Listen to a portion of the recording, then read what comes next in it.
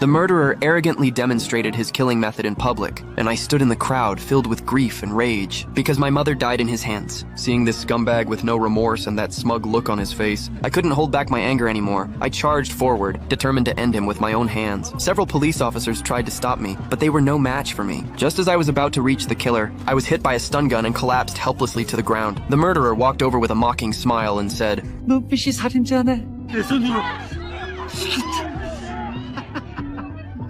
너한테까지 손상 걸지 모르겠다. Watching all this from the crowd, John froze. He saw the same pain he once had, the pain of losing someone he loved. Only those who lived through it would understand. Since Korea has no death penalty, even the worst criminals eventually walk free through loopholes. No matter how heartbroken the families are, all they can do is silently endure their loss. So John spent 20 years building a revenge base, created specifically to punish those who escaped the law. He named the team the Revenge Taxi. The members included Lisa, the hacking expert, Mark and Jim, the mechanics, and John, the mastermind behind it all. Now they only needed one thing: a highly skilled driver. After seeing my skills earlier that day, John was instantly interested. That night, he pulled up my records. Turned out, I was a retired Special Forces soldier, exactly the kind of talent the team needed. After learning my background, John approached me without hesitation and handed me a taxi driver's card, inviting me to join the Revenge Taxi and bring justice to those above the law. At that moment, I was burning with anger from being unable to avenge my mother, so I agreed right away. My first mission was a rapist who should have received life in prison, but walked free by claiming mental illness. The crowd protested with signs, but nothing changed, so they threw garbage at him in frustration. That only provoked his true nature. The criminal who acted so humble in public showed his real face the moment he got into the car. But he would never act arrogant again because he was sitting in my model taxi. At the intersection, I made a perfect drift and turned into a side road. Jim had already blocked the reporters, pretending his car had stalled. The criminal, thinking I'd shaken the reporters off, looked pleased until he realized something was wrong. I was driving him in the opposite direction. He yelled at me, demanding to know where we were going. When I didn't answer, he pulled off his belt and tried to choke me, but I knocked him out with one punch. Too scared to get close, he resorted to kicking the seat. I pulled out a tranquilizer dart and jabbed it into his body. Then I drove into a tunnel. Up ahead, another taxi appeared. I hit the booster, sped past it, and made a sharp drift to line up beside it. I handed the criminal's ankle monitor and luggage to John, then pulled into the tunnel's service area. Mark moved quickly, peeling off the car decals, removing the taxi light. I hit a switch inside. The emblems folded away, and the license plate flipped. In seconds, the model taxi became a private sedan. We drove right past the reporters as if nothing had happened. And just like that, this monstrous criminal vanished from the public eye forever.